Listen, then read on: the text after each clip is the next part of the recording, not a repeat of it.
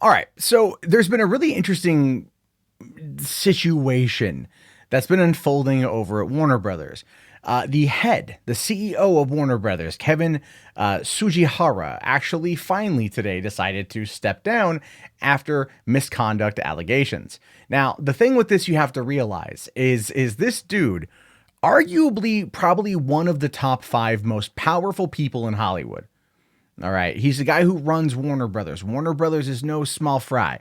Warner Brothers is no small thing. This dude is a mover and a shaker. And he had to use that. He really did. He had to use that in order to hook up with an actress named Charlotte Kirk under the promise of getting her work.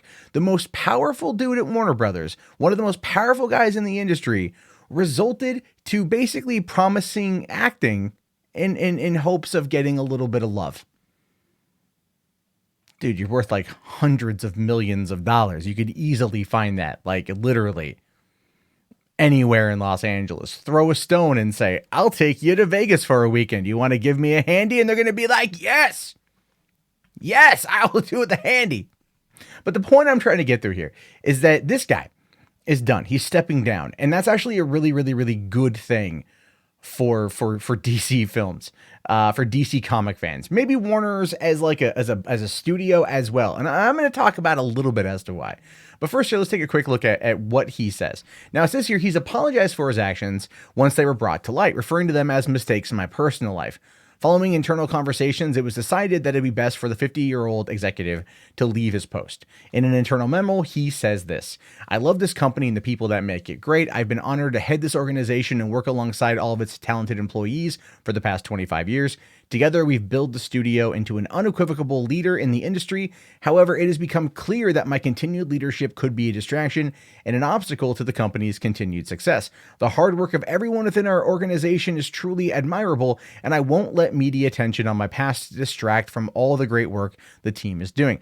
It's not so much the past there, homie. It's not so much the past. This is literally as if like last year, because there's photos of Charlotte Kirk on the red carpet of Ocean's 8. Is that what it was? I don't know. I never watched it. But she was on the carpet of that movie, and I think she's got a part in that movie. Huh, that's a Warner Brothers film. I wonder how she got that part. Oh, right. Yeah, we can see now what was happening here. Now, here's the thing.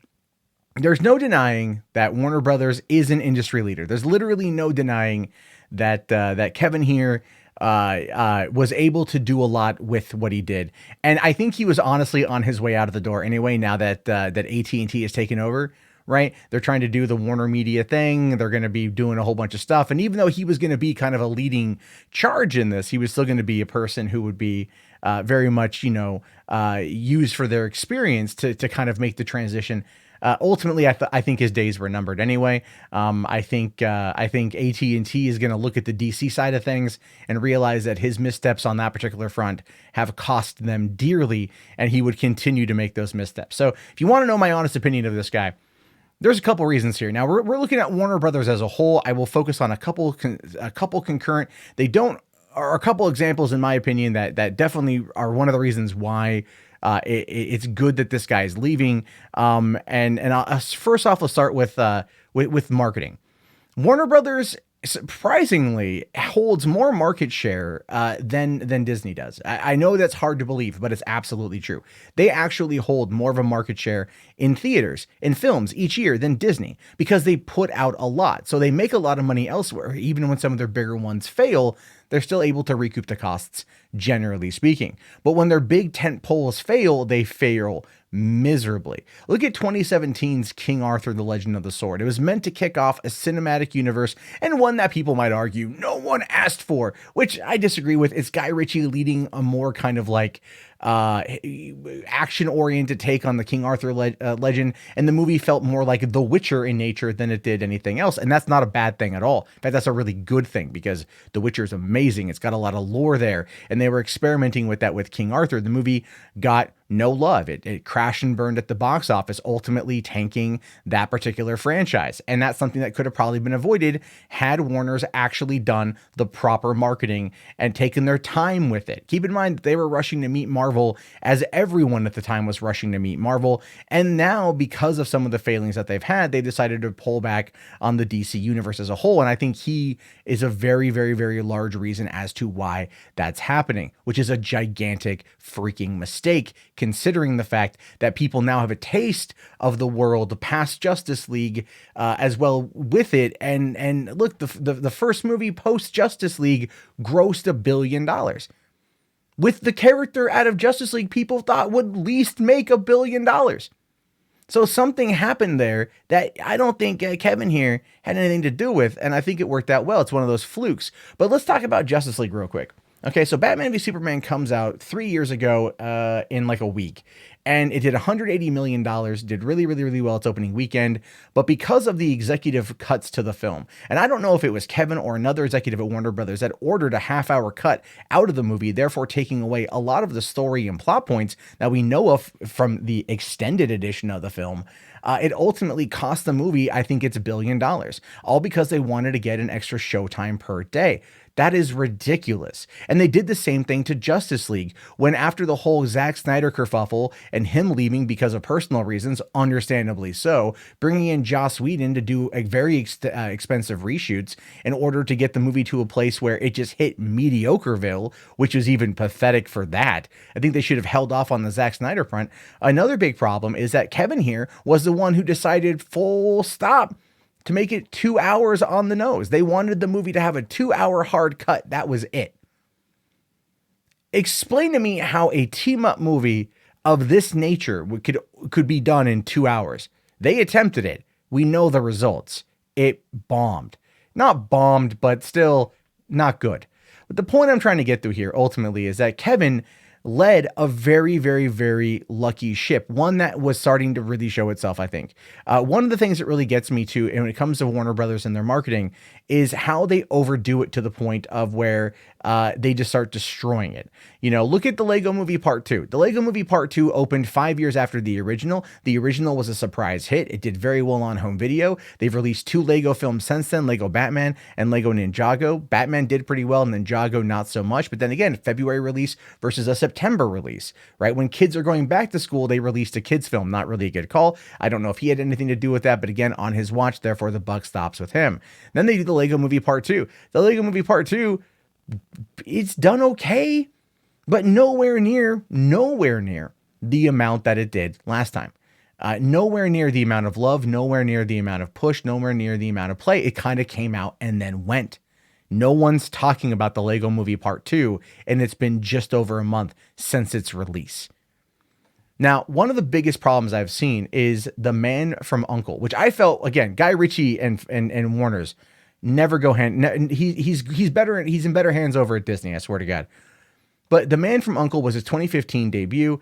Henry Cavill, Armie Hammer. The movie had so terrible marketing, it just crashed at the box office. But you ask anyone right now who's gone and seen it, and they're going to tell you, man, that was a surprisingly good movie. And part of the reason why they screwed up, again, this is what Warner's does. When they showcase these trailers, they put out so many previews. Then they do this long, extended 5-minute preview that makes you feel like you've seen the whole movie. They did this with Aquaman as well. Aquaman, thankfully, because of the nature of it, had a lot more action going on than that 5 minutes showed us. So it did a lot better, I think. And I think by that point in time, there were critics who had seen the movie that were saying, no, that was a good portion of it. But by all means, there's a lot more to see. I was in Hall H at Comic-Con in 2015 when they put out the long extended preview of The Man from U.N.C.L.E. 2 months before, or like, no, a month before its release. And I looked at my buddy next to me and he's like, did we just see the whole movie? I'm like, it really feels like we saw the whole movie. So I didn't go see The Man from U.N.C.L.E. until multiple weeks after it came out, when I caught it on a matinee on a Saturday with like 3 other people in the theater. And guess what? My girlfriend and I had a blast. Like, holy crap, why didn't they play up the funny angle of this movie? They tried marketing it as an action movie and it failed. If they would have played up the chemistry between Henry Cavill and Armie Hammer, the movie would have done a lot better. I think they would have played that up. It would have been a bit more fun and people would have seen what the true tone of the movie was. And it would have actually done well. The marketing at Warner Brothers is terrible. And again, that all falls in line with Kevin here. Now, I've rambled on and on about this. I will fully admit, I have had beef with the WB for quite some time. And this, in my opinion, is ultimately going to work out in their favor. Whatever Walter Hamada is doing with trying to transition the DCEU over to horror-themed films that are going to be, again, following in line with what they did over for the Conjuring franchise is a big effing mistake, in my opinion. I'm not saying don't do it. I'm just saying, like, really, really, really mind yourself on this one. People don't want to rush out to go see a movie based upon The Trench. They want to see Aquaman 2. They want to see Aquababy. They want to see a rematch between a newly pimped out Black Manta and Aquaman. They want to see what's going to come next. They want to see the next in the story. They want to get Wonder Woman 1984. They want to get the new Batman. They want to see these characters in an interconnected world. They can have their own standalone stories 100%, but they do not need to go off on some horror adventure when you've got the comic stylings of Aquaman grossing 1.14 billion and Shazam's early screenings already looking to sell out in many places. So I don't know what they're doing, but they are, again, this goes to the high ups at Warner's because this is their franchises, right? The Fantastic Beasts franchise got hit because Kevin here let J.K. Rowling do what she wanted, so much so that they had to push the third movie back and go off track because they needed to complete the damn screenplay, right? You've got the DCEU movies that were rushing to meet Marvel, and I guarantee that Kevin here was allowing a lot of it to happen because he didn't understand how to make these franchises work. Warner Brothers has failed franchise after failed franchise after failed franchise in the last couple of years, and it arguably goes to the damn leadership. So let's see if the leadership can change when the top dude gets replaced. Now, I don't know who's going to replace this guy. I don't know who's going to do it. I don't know what exactly they're going to be able to fix. I hope it's something. I hope it's anything. I love Warner Brothers as a company. They were always cool to my small little drive-in, and they always got our back. So I have loyalty to them in that regard because, I don't know, it's some stupid reason in my opinion, but it's still some loyalty to Warner's that I personally feel. So I want them to do as well as they used to do. They have the market share, but they're not putting out the market movies. I don't know why. And I think a lot of it is because Kevin Tsujihara here was maybe too busy chasing tail than doing his damn job. And if that's not the reason, then he just really sucked at his job and it's time for him to move on. So whoever takes the mantle next, man, right the damn ship. Course correct. Fire your marketing department. For the love of Christ, fire your marketing department. Fire them all. Get rid of those extended previews. Minimal marketing is best. Get people's butts in seats. Do that. You'll be fine. And those are my thoughts.